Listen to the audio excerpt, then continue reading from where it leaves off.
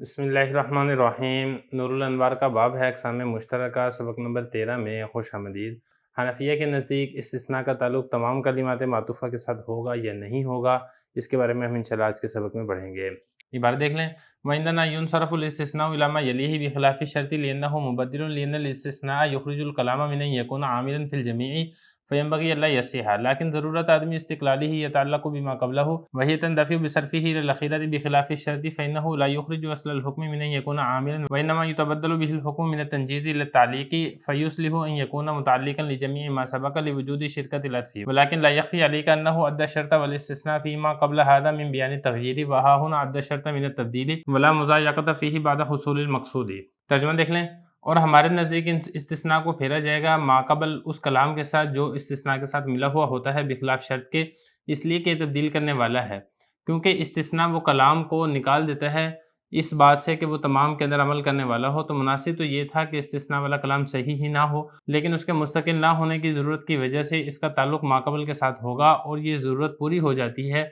आखिरी कलाम की तरफ फेरने के साथ बिखिलाफ़ शर्त के, इसलिए कि वो असल हुक्म को निकालती नहीं है आमिल होने से, सिवाय इसके नहीं कि वो उसके ज़रिए से हुक्म तब्दील हो जाता है मुनज्जस से मुअल्लक़ की तरफ। लिहाजा इसमें सलाहियत है इस बात की कि इसका ताल्लुक़ तमाम माक़बल कलाम के साथ हो,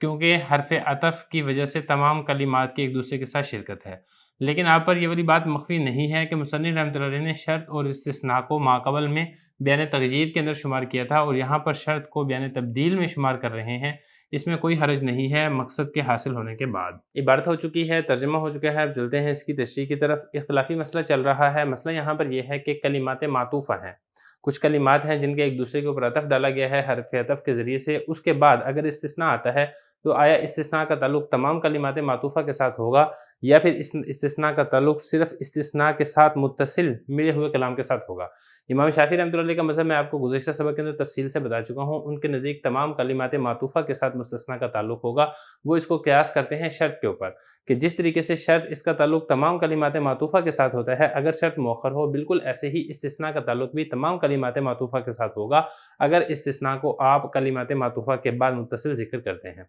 क्योंकि इमाम शाफ़ी रहमतुल्लाह अलैह फरमाते हैं कि दोनों बयान तग़यीर हैं, लिहाजा जो हुक्म शर्त का होगा वही हुक्म इस्तिस्ना का होगा। ये तो हो गया साबिक़ा सबक का खुलासा। हनफिया के नज़दीक ऐसा नहीं है। हनफिया ये फरमाते हैं कि देखें, अगर कलिमात मातूफ़ा के बाद इस्तिस्ना आ रहा है तो मुस्तस्ना के मुत्तसिल, यानी जो मुस्तस्ना के साथ कलाम में जो मिला हुआ है, जो मुस्तस्ना है, इसका ताल्लुक़ सिर्फ़ अपने मुत्तसिल कलाम के साथ होगा, तमाम कलिमात मातूफ़ा के साथ मुस्तस्ना का ताल्लुक़ नहीं होगा। हनफिया यहाँ पर ये कहते हैं कि देखें, जो शर्त है और इस्तिस्ना है, इन दोनों के दरमियान फ़र्क है। आप इस्तिस्ना को शर्त के ऊपर क़यास नहीं कर सकते हैं। वजह यह है कि शर्त अपने कलाम साबिक़ को तब्दील कर देती है, यानी उससे पहले जितना भी कलाम ज़िक्र किया गया है, शर्त के अंदर ये काबिलियत और सलाहियत होती है कि वो उन सब को तब्दील कर दे। तो जब वो उन सब को तब्दील करने की सलाहियत और काबिलियत रखती है, लिहाजा शर्त का ताल्लुक़ अपने माक़बल तमाम कलिमात मातूफ़ा के साथ होगा, लेकिन इस्तिस्ना के अंदर ऐसा नहीं है। लेकिन इस्तिस्ना में एक मसला है। इस्तिस्ना में मसला ये है कि इस्तिस्ना कलाम को इस नोयत से बाहर कर देता है कि तमाम कलाम पर अमल कर सके। अब देखें, यहाँ पे मुस्तस्ना मिन्हु एक अलग हुक्म बयान करता है और जो मुस्तस्ना है वो एक अलग हुक्म बयान करता है। तो होना तो ये चाहिए था कि जो मुस्तस्ना वाला कलाम है ये दुरुस्त ही ना हो। क्यों? क्योंकि वो अपने माक़बल वाले तमाम कलाम को इस नोयत से बाहर कर रहा है कि तमाम कलाम के ऊपर अमल हो सके।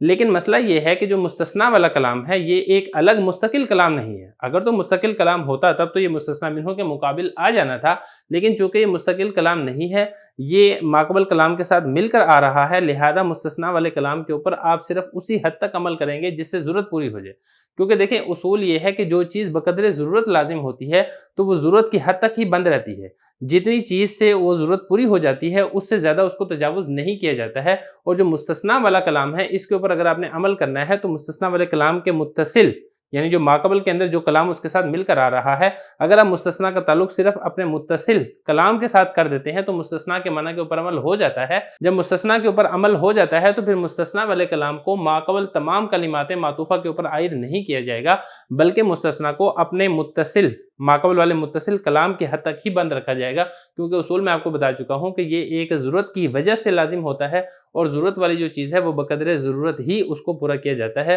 ज़रूरत से ज़्यादा उसको तजावुज़ नहीं करते हैं। लेकिन शर्त के अंदर ये नोयत नहीं होती है कि शर्त असल हुक्म से खारिज कर दे, बल्कि शर्त के बाद भी जो असल हुक्म है वो बरकरार रहता है, सिर्फ उसकी नोयत तब्दील हो जाती है। शर्त से पहले वो हुक्म मुनज्जज़ होता है, यानी फिल फ़ौर वाक़या होने वाला होता है। शर्त आने के बाद وہ حکم منجز نہیں ہوتا ہے بلکہ وہ حکم معلق ہو جاتا ہے۔ تو شرط جو ہے یہ حکم کے اندر اس اعتبار سے تبدیلی کرتی ہے کہ حکم جو پہلے منجز تھا اس کو معلق کر دیتی ہے، تنجیز سے تعلیق کی طرف شرط لے جاتی ہے، لیکن ایسا نہیں ہوتا ہے کہ شرط اصل حکم کو ہی خارج کر دے جس طریقے سے استثناء یہ اصل مستثنیٰ والے حکم کو خارج کرتا ہے۔ تو دونوں کے درمیان فرق ہے، لہذا آپ مستثنیٰ کو شرط کے اوپر قیاس نہیں کر سکتے ہیں۔ شرط کا تعلق تو آپ تمام کلمات معطوفہ کے ساتھ ڈال سکتے ہیں کیونکہ شرط حکم کو خارج نہیں کرتی ہے، شرط حکم کو برقرار رکھتی ہے، صرف حکم کی جو نوعیت ہے اس کو تبدیل کر دیتی ہے، لہذا شرط کا تعلق تمام کلمات معطوفہ کے ساتھ کیا جا سکتا ہے، لیکن جو مستثنیٰ ہے وہ اصل حکم کو ہی اس نوعیت سے باہر کر دیتا ہے کہ تمام کلام کے اوپر عمل ہو سکے،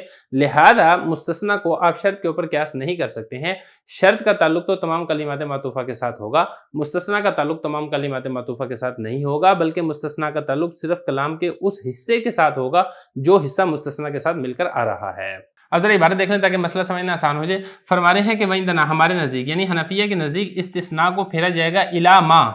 کلام کے اس حصے کی طرف یلی ہی جو ملا ہوا ہے اس کے ساتھ۔ یہ جو یلی ہے اس کا فاعل ہے کلام اور یہ جو ہی ضمیر ہے یہ لوٹ رہی ہے استثناء کی طرف۔ مثال کے طور پہ لِزَیدٍ عَلَیَّ أَلْفٌ وَلِعَمْرٍ عَلَیَّ أَلْفٌ وَلِبَکْرٍ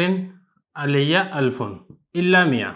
حنفیہ کے نزدیک یہ جو اِلَّا مِیَّہ ہے اس کا تعلق صرف لِبَکْرٍ عَلَیَّ أَلْفٌ اس کے ساتھ ہوگا، یعنی جو متکلم ہے متکلم کے ذمہ لازم ہوگا کہ وہ زید کو بھی 1000 دے، عمر کو بھی 1000 دے، لیکن جو بکر ہے بکر کو 1000 نہیں بلکہ بکر کو 900 دینے یہ لازم ہوں گے۔ کیوں؟ کیونکہ میں آپ کو بتا چکا ہوں کہ یہ مستثنیٰ ہے، یہ بقدر ضرورت ہوتا ہے اور جو ضرورت ہے وہ لِبَکْرٍ عَلَیَّ أَلْفٌ یہاں تک پوری ہو جاتی ہے، لہذا اِلَّا مِیَّہ اس کا تعلق تمام کلمات معطوفہ کے ساتھ نہیں ہوگا، صرف اور صرف اس کے ساتھ ہوگا۔ یہ والی بات وہ کر رہے ہیں کہ ہمارے نزدیک استثناء کو پھیرا جائے گا اِلیٰ مَا اس کی طرف یلی ہی جو ملا ہوا یعنی کلام کا وہ حصہ جو مستثنیٰ کے ساتھ ملا ہوا ہے، بخلاف شرطی بخلاف شرط کے، لِأَنَّهُ مُبَدِّلٌ کیونکہ جو شرط ہے شرط مبدل ہے، تبدیل کرنے والی ہے۔ وہ کیسے تبدیل کرنے والی ہے وہ میں آپ کو بتا چکا ہوں کہ وہ کلام کو منجز سے معلق کی طرف تبدیل کر دیتی ہے، یعنی جو پہلے کلام ہے وہ معلق نہیں ہوتا ہے، شرط آنے کے بعد وہ معلق ہو جاتا ہے۔ لیکن استثناء ایسے نہیں ہے کیونکہ جو استثناء ہے یہ کلام کو نکال دیتا ہے اس بات سے کہ کلام تمام کے اندر عمل کرے۔ اب یہاں پہ دیکھیں نا لِزَیدٍ عَلَیَّ أَلْفٌ، جب تک اس کا استثناء نہیں کیا گیا تھا تو متکلم کے ذمہ لازم تھا کہ وہ زید کو 1000 دے، لیکن اگر آپ اس کے ساتھ اِلَّا مِیَّہ لگا دیتے ہیں تو پھر کلام کو اس بات سے نکال دے گا، اب جو متکلم ہے اس کے ذمہ لازم نہیں ہوگا کہ وہ زید کو 1000 دے بلکہ 900 دینے پڑیں گے۔ تو مناسب تو یہ تھا کہ وہ مستثنیٰ والا کلام صحیح ہی نہ ہو، صحیح اس لیے نہ ہو کیونکہ وہ جو سابقہ کلام ہے اس میں جو پہلے تمام کے اوپر حکم لگ رہا تھا، مستثنیٰ آنے کے بعد تمام میں حکم نہیں لگے گا بلکہ وہ جو حکم ہے اس کی نوعیت تبدیل ہو جائے گی۔ لیکن ضرورت آدمی استقلالی ہے، لیکن چونکہ جو مستثنیٰ والا کلام ہے یہ مستقل کلام نہیں ہوتا ہے، یہ مستقل کلام نہیں ہوتا ہے، مستثنیٰ منہ کے ساتھ مل کر آتا ہے، اسی وجہ سے اس کا تعلق ماقبل کے ساتھ کرنا یہ ضرورت ہے۔ اور ضرورت کے بارے میں آپ اصول پڑھ چکے ہیں کہ جو ضرورت والی چیز ہوتی ہے وہ بقدر ضرورت ہی اس کو لیا جاتا ہے، بقدر ضرورت ہی اس کو اختیار کیا جاتا ہے، اور یہاں پر جو ضرورت ہے وہ کلام کے اس حصے کے ساتھ مستثنیٰ کو معلق کرنے کے ساتھ پوری ہو جاتی ہے، کلام کا وہ حصہ جو مستثنیٰ کے ساتھ مل کر آ رہا ہے، جو کہ اس صورت کے اندر یہاں پر لِبَکْرٍ عَلَیَّ أَلْفٌ یہ والا حصہ ہے۔ یہ والی بات بتا رہے ہیں کہ چونکہ مستثنیٰ یہ مستقل نہیں ہوتا ہے، مستقل نہ ہونے کی ضرورت کی وجہ سے اس کا تعلق ماقبل کے ساتھ کرنا یہ مجبوری ہے، اور یہ جو مجبوری ہے یہ پوری ہو جاتی ہے، یہ مجبوری دور ہو جاتی ہے بصرف ہی مستثنیٰ کو پھیرنے کے ساتھ الی الاخیرتی کلام کے اس آخری اس حصے کے ساتھ جو کلام کا حصہ مستثنیٰ کے ساتھ مل کر آتا ہے، بخلاف شرط کے۔ شرط کے اندر ایسا نہیں ہے کیونکہ جو شرط ہے وہ حکم کو نکالتی نہیں ہے تمام میں عمل کرنے سے، کیونکہ جو حکم ہے وہ شرط آنے کے بعد بھی خارج نہیں ہوتا ہے، شرط اصل حکم کو خارج نہیں کرتی ہے، صرف اور صرف اس کی نوعیت کو تبدیل کرتی ہے۔